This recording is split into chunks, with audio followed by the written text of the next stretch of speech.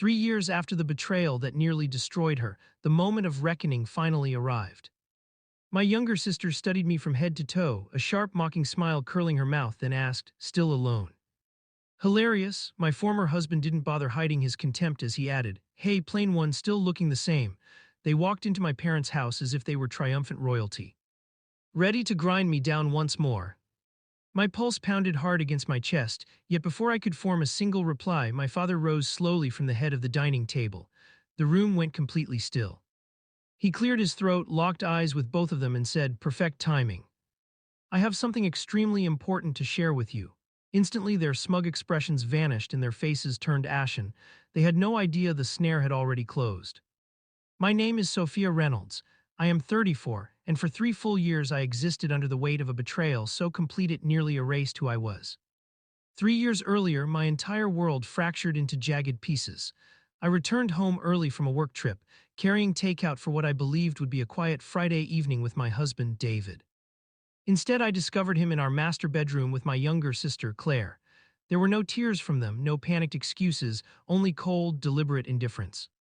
Within 48 hours, David filed for divorce and emptied our joint accounts to finance an extravagant escape with Claire.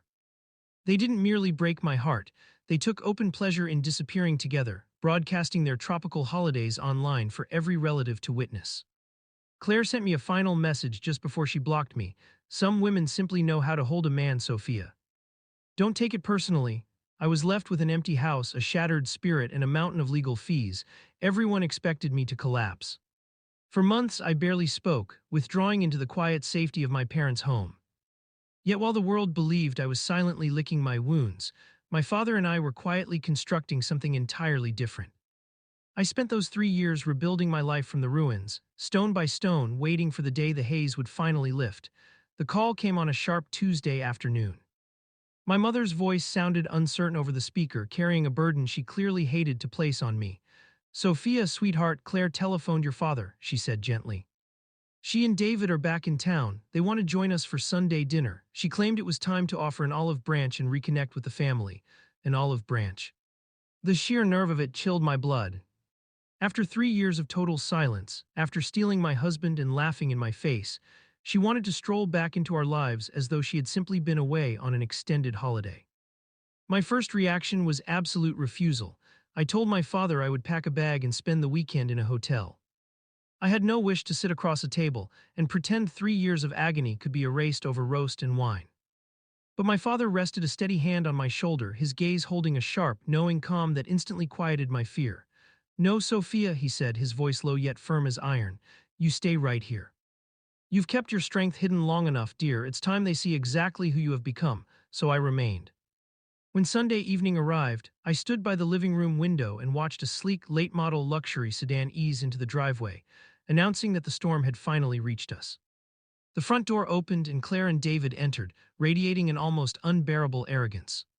Claire stepped into the foyer in a designer dress that shouted wealth, her wrist heavy with diamond bracelets.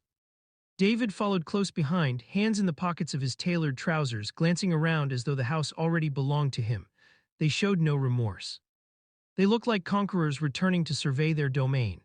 The instant Claire's eyes found me near the kitchen counter, her face twisted into a smug, derisive grin. She offered neither a hug nor a civil greeting. Instead, she took a measured step closer, looked me up and down with slow, critical eyes and sneered, "Still single." Hilarious. Before the sting of her words could fully land, David released a harsh, barking laugh. He shook his head, regarding me with pure scorn. "Hey, plain one, still the same," he added, leaning against the archway. "I see you haven't improved your wardrobe or your life since I left." My heart hammered against my ribs as their cruelty echoed through the hall. They had spent 3 years living on the thrill they stole, and they expected me to shrink exactly as I once had. My mother froze, her face draining of color. But my father, seated quietly at the head of the dining table, did not flinch. He simply watched them, his expression unreadable. The heavy silence stretched thin, thick with the toxic arrogance David and Claire had carried through the door. They stood there, smirking at each other, certain their cheap insults had returned me to the broken woman who had wept 3 years earlier. They had come tonight expecting a victory parade, expecting to display their newfound wealth and subtly inquire about the family trust they believed still awaited them. Then my father rose slowly from the head of the table. He did not raise his voice, nor did he show the slightest spark of anger. He merely scraped his chair back against the hardwood, the sharp sound slicing the air like a blade. The entire room fell dead quiet. He straightened his tie, looked both of them straight in the eye, and said, "I actually have something very important to tell you." In an instant, the smirks vanished. Claire blinked, her smug look melting into uneasy confusion, while David pulled his hands from his pockets and shifted his weight nervously from foot to foot. "You both walked into my house boasting of your success, strutting about as if you had conquered the world," my father continued, his voice carrying steady authority.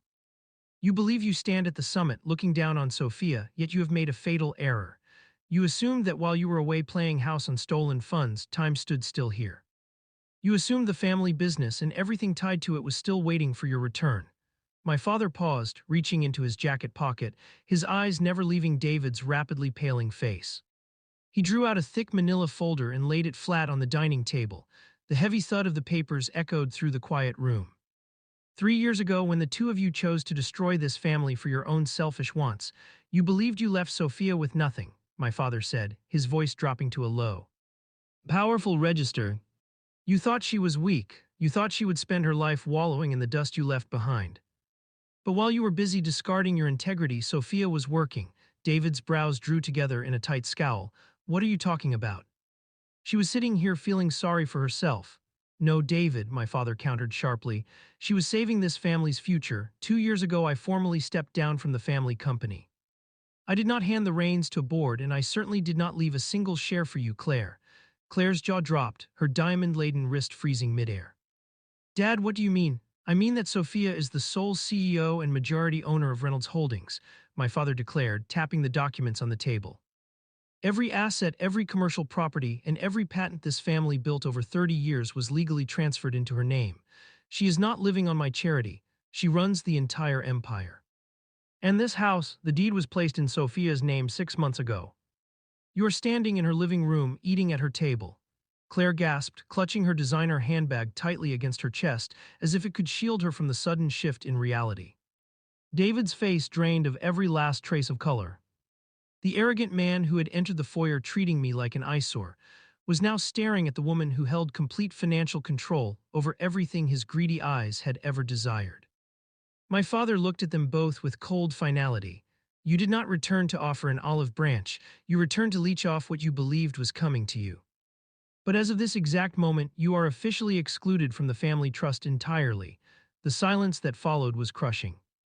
The air left David's lungs in a sharp, ragged gasp as the blood completely drained from his face. "Sophia CEO," he stammered, his eyes darting wildly between my father and me. The arrogance that had coated his voice only minutes earlier was gone, replaced by raw, unfiltered panic. "No, no, that's impossible. You're running Reynolds Holdings. She has been for more than 2 years, David," I said calmly, speaking for the first time. I folded my hands on the table and met his panicked gaze. "And that brings us to your little consulting firm, Summit Dynamics." David froze, his hands beginning to tremble visibly. "You didn't come back tonight merely to mock me," I continued, allowing a cold smile to touch my lips. "You came because Summit Dynamics is on the edge of bankruptcy.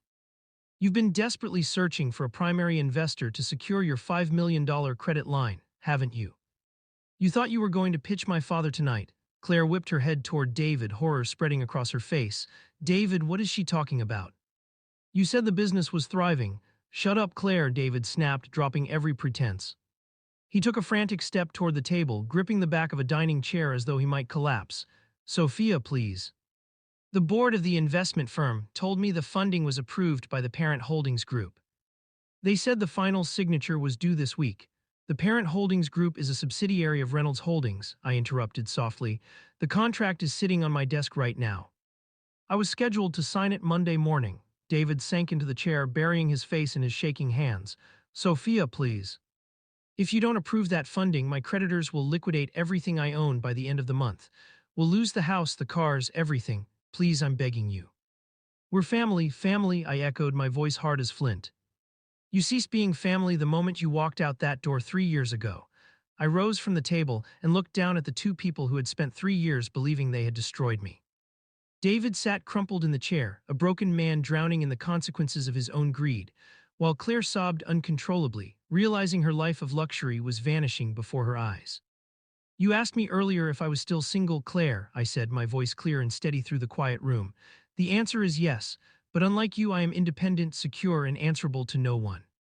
You traded your integrity for a man who is now completely broke, and David traded a loyal wife for a lifestyle he could never sustain. You two deserve each other. I pointed toward the front door. Now leave my house. They offered no argument. They slipped out into the cool night air, leaving behind the shattered pieces of their arrogant illusion. Within a month, Summit Dynamics collapsed under the weight of its debts. David lost his sports car, their rented mansion, and his reputation, while Claire ended up in a tiny studio apartment, working double shifts just to keep pace with her credit card bills. Unsurprisingly, their stolen romance did not survive the financial ruin. As for me, I strengthened the foundation of financial justice, expanded Reynolds Holdings across the country, and at last found genuine peace. Karma does not always arrive on your timetable, but when it does, it delivers complete, unwavering perfection.